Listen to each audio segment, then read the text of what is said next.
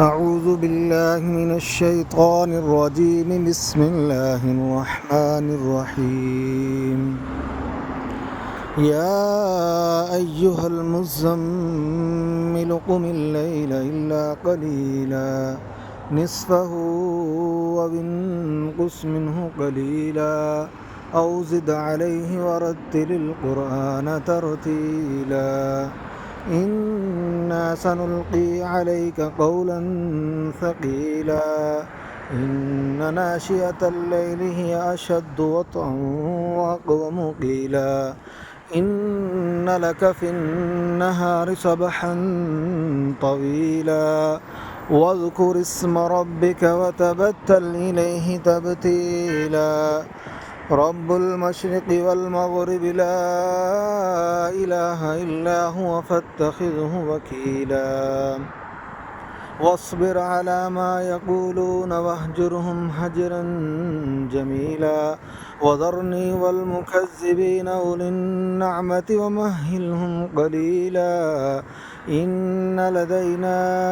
أنكالا وجحيما وطعاما ذا غصة وعذابا أليما يوم ترجف الأرض والجبال وكانت الجبال كثيبا مهيلا إنا أرسلنا إليكم رسولا شاهدا عليكم كما أرسلنا إلى فرعون رسولا فعصى فرعون الرسول فأخذناه أخذا وبيلا فكيف تتقون إن كفرتم يوما يجعل البلدان شيبا السماء منفطر به كان وعده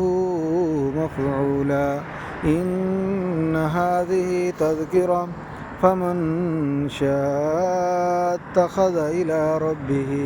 سبيلا إن ربك يعلم أنك تقوم أدنى من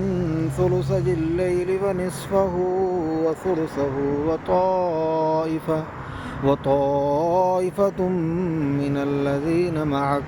والله يقدر الليل والنهار علم أن لن تحصوه فتاب عليكم فاقرؤوا ما تيسر من القرآن علم أن سيكون منكم مرضى وآخرون يضربون في الأرض يبتغون من فضل الله وآخرون يقاتلون في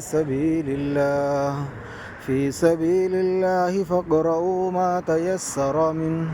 وأقيموا الصلاة وآتوا الزكاة وأقرضوا الله قرضا حسنا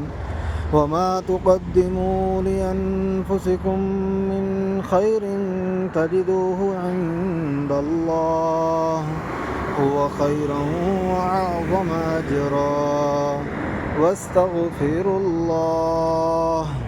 إن الله غفور رحيم.